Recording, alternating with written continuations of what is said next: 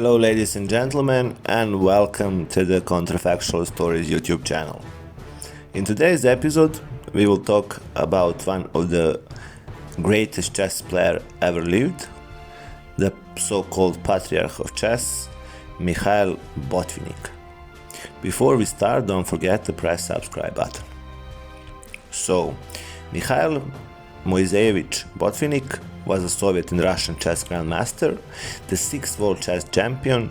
He also worked as an electrical engineer and computer scientist and was a pioneer in computer chess. Botvinnik was the first world-class player to develop with the Soviet Union.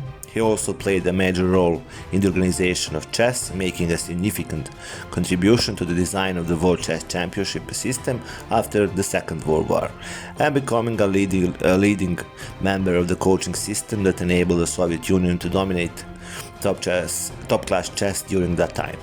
His pupils included World Champions Anatoly Karpov, Garry Kasparov, and Vladimir Kramnik. But let's talk about his youth. Botvinnik was born on August 17, 1911, and what was then Kukla, Viborg Governorate, Grand Duchy of Finland, now the district of Repino in St. Petersburg. His parents were Russian Jews. His father, Moisey Botvinnik, was a dental technician, and his mother, Serafima Rabinovich, a dentist, which allowed the family to live outside the Pale of Settlement, to which most Jews in the Russian Empire were restricted at that time. As a result, Botvinnik grew up in St. Petersburg Nevsky Prospect.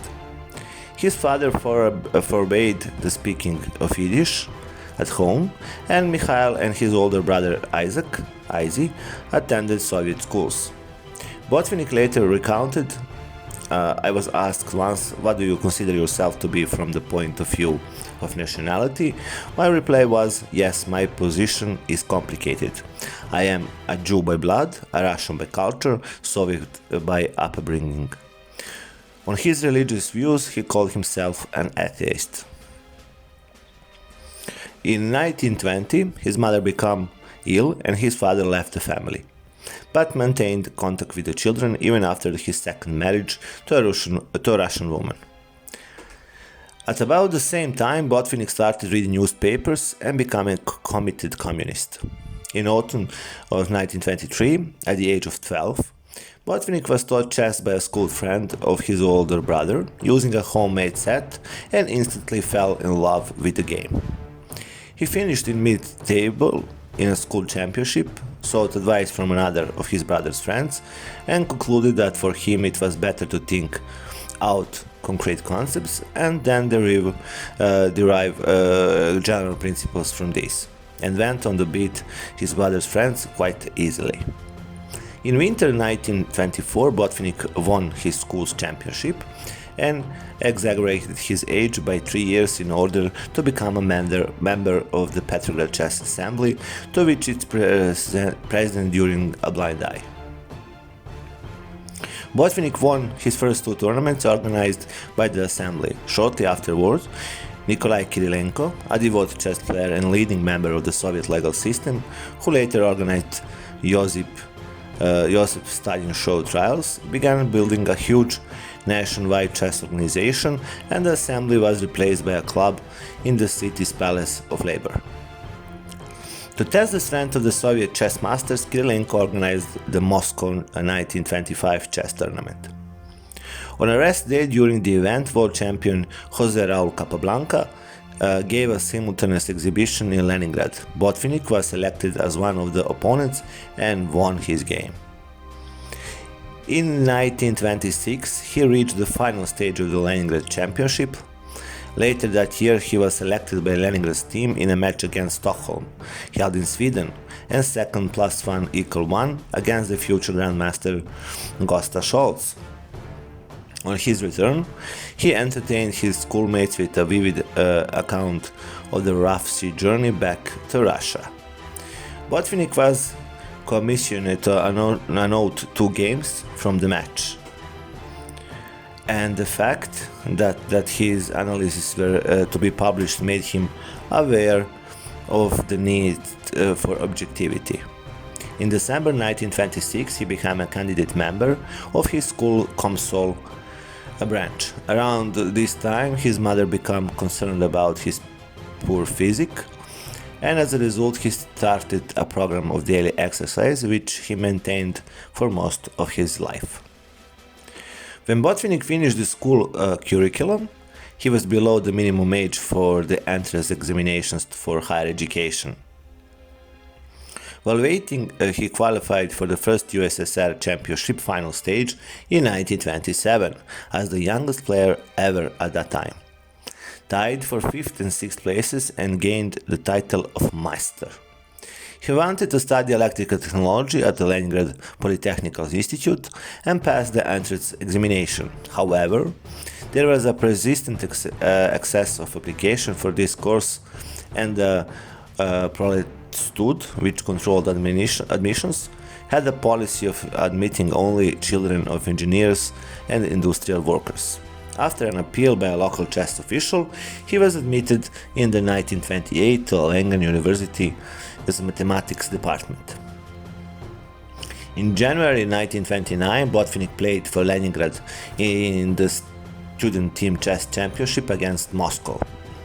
Leningrad won, and the team manager, who was also deputy chairman of the Prolet Stud, secured Botvinnik a transfer to a Polytechnic electromechanical department, where he was one of only 4 students who entered straight from school. As a result, he had to do a whole year's work in 5 months and failed one of the examinations. Early in the same year, he placed joint third in the semi-final stage of the USSR Championship and thus failed to reach the final stage. His early progress was fairly rapid, mostly under the training of Soviet master and coach Abram Model in Leningrad. Model taught Botvinnik the Winawer variation of the French defense, which was then regarded as inferior for black, but Botvinnik analyzed it more deeply and played this variation with great success. Botvinnik won the Leningrad Masters tournament in 1930 with a score of 6.5 of 8. Following this up the next year by winning the championship of Leningrad by 2.5 points over from Soviet championship Peter Romanovsky. In 1935, Botvinnik married Gayan Davidovna Ananova, of Armenian descent, who was the daughter of his algebra and geometry teacher. She was a student at the Vaganova Academy of Russian Ballet in Leningrad, and later a ballerina in the Bolshoi Theater. They had one daughter named Olga, who was born in 1942. In the 1931, at the age of 20, Botvinnik won his first Soviet championship in Moscow, scoring 13.5 out of 17. He commented that the field was not very strong, as some of the pre-revolution masters were absent. In late summer 1931, he graduated with a degree in electrical engineering. After completing a practice assignment on temporary transmission lines at the Dnieper hydroelectric station, he stayed on at the Leningrad Polytechnical Institute to study for a candidate of science degree. In 1933, Botvinnik repeated his Soviet championship win in his home city of Leningrad with 14 out of 19, describing the result as evidence that Kirilenko's plan to develop a new generation of Soviet masters has borne fruit. He and other young masters successfully requested the support of a senior Leningrad Communist Party official in arranging contests involving both Soviet and foreign players, as there had been none since the Moscow 1925 chess tournament. Soon afterwards, Botvinnik was informed that Alexander Irin Granevsky, one of the older Soviet masters and a member of the Soviet embassy in Prague, had arranged a match between Botvinnik and Saloflor, a Czech grandmaster who was then regarded as one of the most credible contenders for Alexander Alyekhin World Championship chess title. The highest level chess officials in the Soviet Union opposed this on the ground that Botvinnik stood title chance against such a strong international opponent. In spite of this attempt to dissuade him, Kirilenko insisted on staging the match, saying that we have to know our real strength. Botvinnik used what he regarded as the first version of his method of preparing for a contest, but fell 2 games behind by the end of the first 6, played in Moscow. However, aided by his older friend Ragozin and coach Abram Model, he leveled the score in Leningrad and the match was drawn. When describing the post-match party, Botvinnik wrote at that time he danced the foxtrot and Charleston to a professional standard. In his first tournament outside the USSR, the Hastings in 1934-35, Botvinnik achieved only a tie for 5th and 6th places, with 5 out of 9. He wrote that in London, after the tournament, Emmanuel Lascar said his arrival only 2 hours before the first round began was seriously mistake and that he should have allowed 10 days to acclimatization. Botvinnik wrote that he did not make this mistake again. Botvinnik placed first equal with Flor, half points ahead of Lascar and 1 point ahead of Jose Ruiz Capablanca in Moscow's second international tournament held in 1935. After consulting Capablanca and Lascar, Kirilenko proposed to award Botvinnik the title Grandmaster, but Botvinnik objected that titles were not the point. However, he accepted a free car and a 67% increase in his postgraduate study grant, both provided by People's Commissariat of Heavy Industry.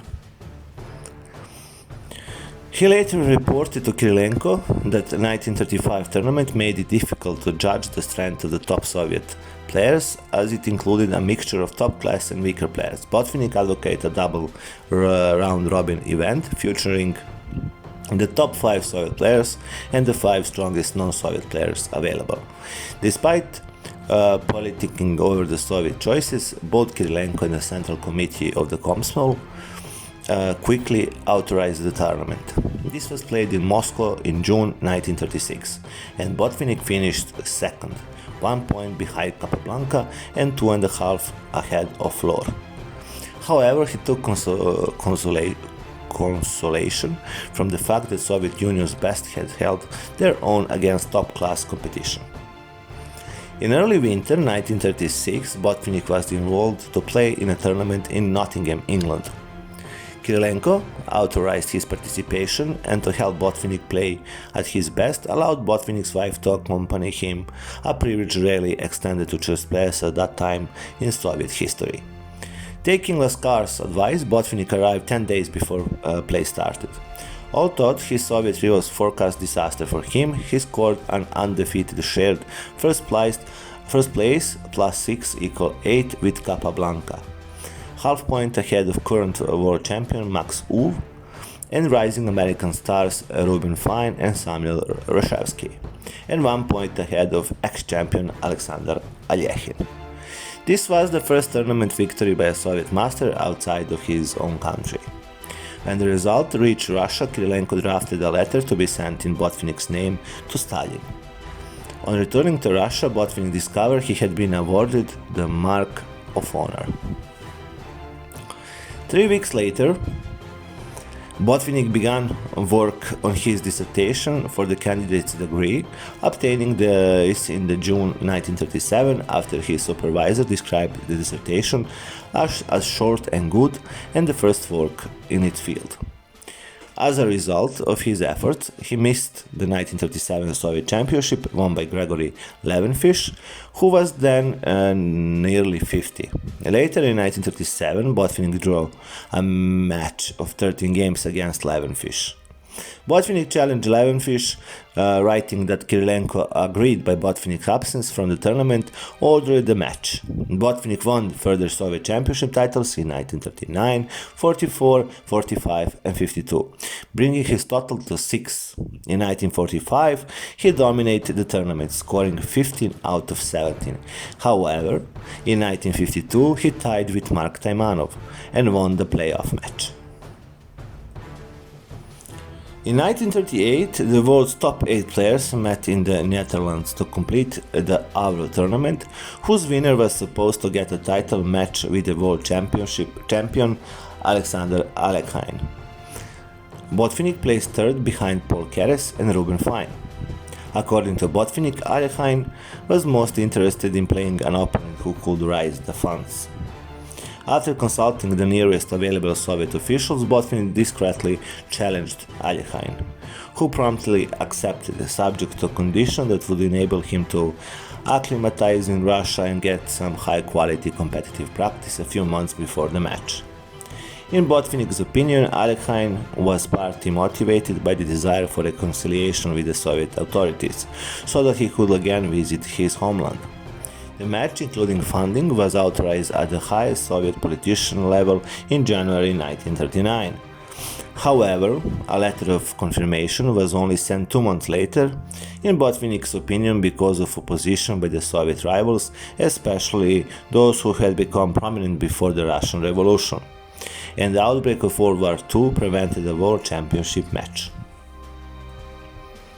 In spring of 1939, Botvinnik won the USSR Championship, and his book on the tournament described the approach to preparation which he had been developing since 1933. One striking feature of this was emphasis on opening preparation in order to gain a permanent positional advantage in the middle game, rather than seeking immediate tactical surprises that could only be used once. Botvinnik took an early lead in the 1940 USSR Championship, but faded badly in the later stages, eventually sharing 5th place. He attributed this to the unaccustomed difficulty of concentrating in a party-like atmosphere filled with noises and tobacco smoke. Botvinnik wrote to a friendly official commenting that the champion was to be the winner of a match between Igor Bondarevsky and Andr Lienthal, who had tied for a first place but had no achievement in international competition. The officials' efforts led the tournament for the title of absolute champion of USSR, whose official aim was to identify a Soviet challenger for Alekhine's title. The contestants were the top 6 finishers in the Soviet Championship: Bondarevsky, Lienthal, Paul Keres, whose home country Estonia had recently been annexed by the Soviet Union, future World Championship Vasily Smyslov, Isak Boleslavsky and Botvinnik, who were to play a quadruple round robin. Botvinnik's preparation with his second, Vyacheslav Rogozin, included training match in noisy, smoky rooms, and he slept in the playing room without opening the window. He won the tournament, 2.5 points ahead of Keres and 3 ahead of Smyslov, moreover, with a plus score in the mini matches against all these rivals. In June 1941, Nazi Germany invaded the Soviet Union. Botvinnik's wife Gayan, a ballerina, told him that her colleagues at the Kirov Opera and Ballet Theatre were being evacuated to the city of Perm, then known as Molotov in honor of Vyacheslav Molotov. The family found an apartment there, and Botvinnik obtained a job with the local electricity supply organization at the lowest pay rate and on condition that he did not research, as he had only a candidate degree. Botvinnik's only child, a daughter named Olga, was born in Perm in April 1942. In the evenings, Botvinnik wrote a book in which he noted all the games of the Absolute Championship of the USSR in order to maintain his analytic skills in readiness for a match with Alekhine. His work included wood cutting for fuel, which left him with sufficient energy for chess analysis. Botvinnik obtained from Molotov an order that he should be given 3 days of normal work in order to study chess. In 1943, after a 2 years layoff from competitive chess, Botvinnik won a tournament in Sverdlovsk, scoring 1.5 out of 2 against each of his 7 competitors, who included Smyslov, Vladimir Makogonov, Boleslavsky and Rogozin. ChessBase regards this one of the 50 strongest tournaments between 1951 and 1986. Shortly afterwards, Botvinnik was urged to return to Moscow by the People's Commissar for Power Station, an admirer and subsequently good friend. On his return, Botvinnik suggested a match with Samuel Reshevsky in order to strengthen his claim for a title match with Alekhine, but this received no political support. In December 1943, he won the Moscow Championship ahead of Smyslov. At the same time, opposition to his plan for a match with Alekhine resurfaced, on the grounds that Alekhine was a political enemy and the only proper course was the demand that he be stripped of the title. The dispute ended in Botvinnik's favor, and in the dismissal of a senior chess official, one of those to have proposed Botvinnik's plan, who was also a KGB colonel. After Botvinnik won the 1944 and 1945 Soviet championships, most top Soviet players supported his desire for a World Championship match with Alekhine.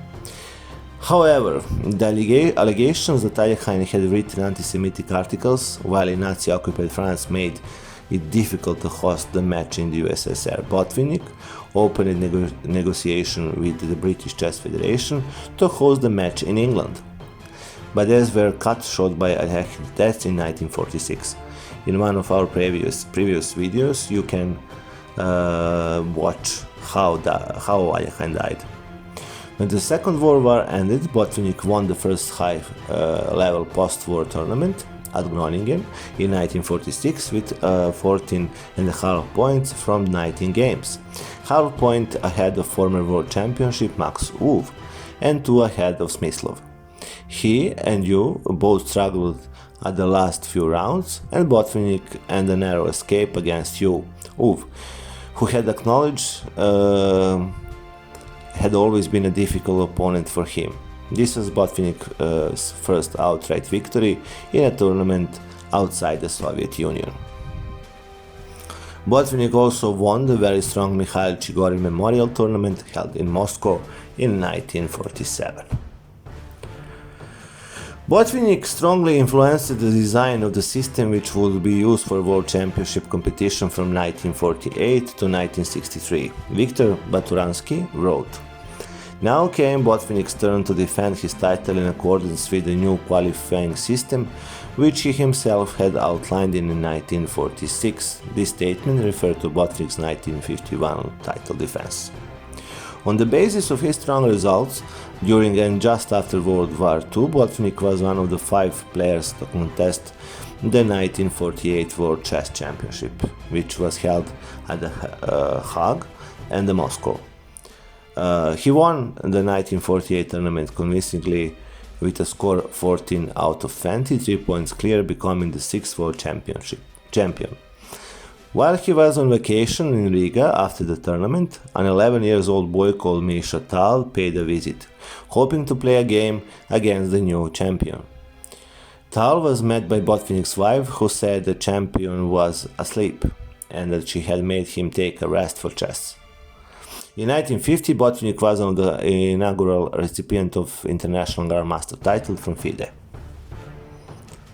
Botvinnik held the world title with 2 brief interruptions for the next 15 years, during which he played 7 World Championship matches.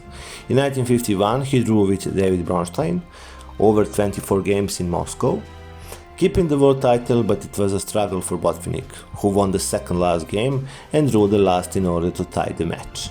In 1945, he drew with Vasily Smyslov over 24 games in Moscow, again retaining the title.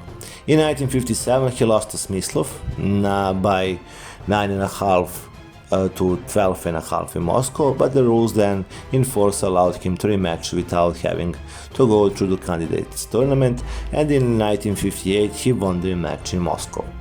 Smyslov said his health was poor during the return match. In the 1960, Botvinnik was conceivingly beaten 8.5 to 12.5 at Moscow by Misha Tal, now 23 years old, but again exercised his right to rematch in the 1961. He won by 13 to 8 in Moscow.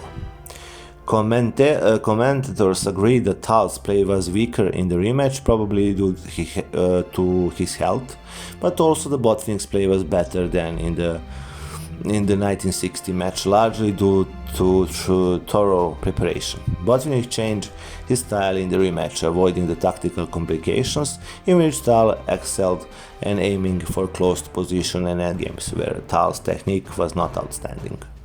Finally, in 1963, he lost the title to Tigran Petrossian by 9.5 to 12.5 in Moscow. FIDE had by then altered the rules, and he was not allowed a rematch. The rematch rule had been nicknamed the Botvinnik rule because he twice benefited from it. Third ranking as former world champion, Botvinnik had a relatively poor playing record in the early 1950s. He played no formal competitive games after winning the 1948 match tournament until he defended his title, then struggled to draw in the 1951 championship match with Bronstein.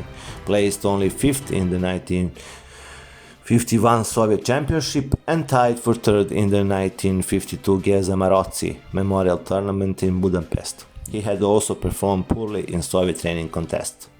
However, he lost only 5 over 30 games in 2 tournaments. 3 of the 4 who finished ahead of him in the 1951 championship were future world champions Smyslov and Petrossian, and a leading world championship contender and winner in both tournaments Paul Keres. And if we finished ahead of Petrossian and even with Smyslov in 1952, Botvinnik did not play in the Soviet team that won the 1952 Chess Olympiad in Helsinki. The players voted for the lineup and placed Botvinnik on the second board, with Keres on top board. Botvinnik protested and refused to play. Keres' playing record from the 1950 to early 1952 has been outstanding. Botvinnik won the 1952 Soviet Championship, joined first with Mark Taimanov in the tournament, won the playoff match. He included several wins from the tournament over the 1952 Soviet team members, and in his book Botvinnik's Best Game from 1947 to 1970, writing these games had a defined significance for me. In 1956 he tied for the first place with Smyslov in the 1956 Alexander Ayakhine Memorial in Moscow, despite a last round loss to Keres. Botvinnik was selected for the Soviet Olympiad team from the 1954 to 1964 inclusively, and helped his team to gold medal finishes each of those 6 times. At Amsterdam 1945 he was on board 1 and won the gold medal with 8.5 out of 11. Then at home for Moscow in 1946 he was again board 1 and scored 9.5 out of 13 for the bronze medal. For Munich 1958 he scored 9 out of 12 for the silver medal on a board 1. At Leipzig 1960 he played board 2 behind Misha Tal, having lost his title to Tal earlier that year, but he won the board 2 gold medal with 10.5 out of 13. He was back on board 1 for Varna 1962, scored 8 out of 12, but failed to win a medal for the only time at an Olympiad. His final Olympiad was Tel Aviv 1964, where he won the bronze with 9 out of 12, playing board 2 as he had lost his title to Petrossian. Overall, in 6th Olympiads, he scored 54 out of 73 for an outstanding 74.6%. Botvinnik also played twice for the USSR in the European Team Championship. At Oberhausen in 1961 he scored 6 out of 9 for the gold medal on board 1, but at Hamburg 1965 he struggled on board 2 with only 3.5 out of 8. Both times the Soviet Union won the team gold medals. Botvinnik played one of the first events of his career at the Russia, versus the rest of the world match in Belgrade in 1970, scoring 2.5 out of 4 against Milan Matulovic, as the USSR narrowly triumphed.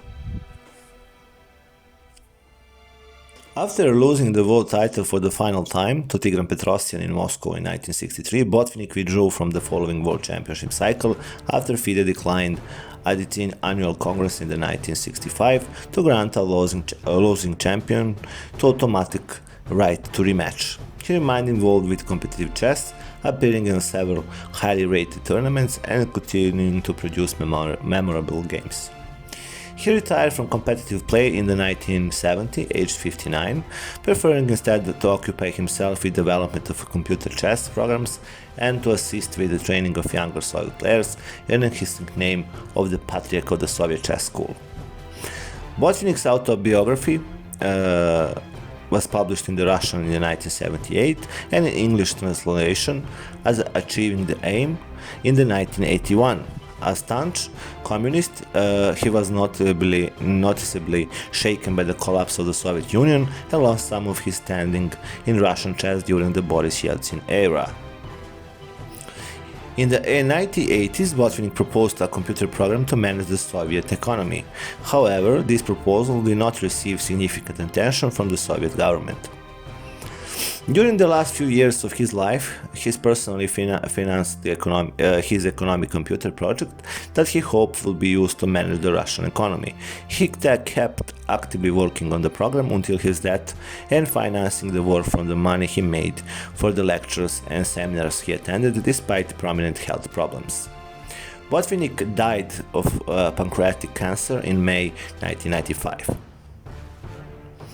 According to his daughter, Botvinnik remained active until the last few months of his life and continued to go to work until March 1995 despite blindness in one of his eyes and extremely poor vision in the other. The Soviet Union regarded the chess as a symbol of communist superiority, and hence the Soviet chess world was extremely politicized. As Botvinnik was the first world-class player produced by the Soviet Union, everything he said or did not say it or do, had political repercussions. And there were rumors that Soviet opponents were given hints that they should not beat him. David Bronstein wrote that Boris Verlinsky had won the 1929 Soviet Championship and was granted the first Soviet Grandmaster title for achievement, yet he has later stripped of it when it was thought more politically correct to make Botvinnik first official Soviet Grandmaster, as distinct from the 10 non-existent FIDE Grandmaster title. Botvinnik wrote that before the last round of the 1935 Moscow tournament, Soviet Commissar of Justice Nikolai Kirilenko, who was also in charge of Soviet chess, proposed that Ilya Rabinovich should deliberately lose to Botvinnik to ensure that Botvinnik took first place. Botvinnik refused, saying, "Then I will myself put a piece and price and resign." The game was drawn and Botvinnik shared first place with Salo Floor. Botvinnik sent an effusive telegram to thanks to Joseph Stalin after his victory at the Great Tournament in Nottingham in 1936. Botvinnik played relatively poorly in the very strong 1940 Soviet Championship, finishing in a tie for 5th-6th places with 11.5 out of 19, 2 full points behind Igor Bondarevsky and Andor Lienthal. With World War II underway by this time and the strong possibility of little or no chess practice for some time in the future, Botvinnik seems to have prevailed upon the Soviet chess leadership to hold another tournament in order to clearly clarify the situation. This wound began in the 1941 Absolute Championship of the USSR, which featured the top of 6 finishers from the 1940 event, playing each other 4 times. After a personal appeal to the defense minister, Vyacheslav Molotov, Botvinnik was exempted from war work for 3 days a week in order to concentrate on chess preparations. He won the tournament convincingly and thus reclaimed his position as the USSR top player. Bronstein claimed that at the end of the 1946 Groningen tournament, a few months after the death of the reigning World Championship Alexander Alekhine, Botvinnik personally invited Samuel Reshevsky, Ruben Fine, Max Wu, Vasil Smyslov and Paul Keres to join him in tournament to decide the new world champion. But other evidence suggested that FIDE, the governing body of chess, had already proposed a world championship tournament before the Groningen tournament began, and at this stage the Soviet Union was not a member and therefore took no part in framing the proposal. Since Keres lost his first 4 games against Botvinnik in the 1984 World Championship tournament, winning only the final cycle after the outcome of the tournament had been decided, suspicions have sometimes been raised that Keres was forced to throw games to allow Botvinnik to win the championship. Chess historian Taylor Kingston investigated all the available evidence and arguments and concluded that Soviet chess officials give Keres strong hints that he should not hinder Botvinnik's attempt to win the World Championship. Botvinnik only discovered this about halfway through the tournament and protested so strongly that he angered Soviet officials. Keres probably did not deliberately lose games to Botvinnik or anyone else in the tournament. Bronstein insulted that Soviet officials pressured him to lose in the 1951 World Championship match so that Botvinnik would keep the title. But comments by Botvinnik's second, Salo Floor, and Botvinnik's own annotations to the critical 33 game indicate that Botvinnik knew of no such plot. In the 1956 actually, FIDE changed the World Championship rules so that the defeated champion would have the right to return match. Yuri Averbach alleged that this was done at the urging of the 2 Soviet representatives in FIDE, who were personally friends of Botvinnik. Averbach also claims that Botvinnik's friends were behind FIDE's decision in the 1958-56 to limit the number of players from the same country that could compete in the candidates tournament, and that this was to Botvinnik's advantage, as it reduced the number of Soviet players he might have to meet in the title match. Botvinnik asked to be allowed to play in the 1956 candidates tournament, as he wanted to use the event as a part of his warm-up for the next year's title match, but his request was refused. Misha Tal, chronic kidney problems, contributed to his defeat in the 1961 return match with Botvinnik, and his doctors in Riga advised that he should postpone the match for health reasons. Averbach claimed that Botvinnik would agree to a postponement only if Tal was certified unfit by Moscow doctors, and that Tal then decided to play.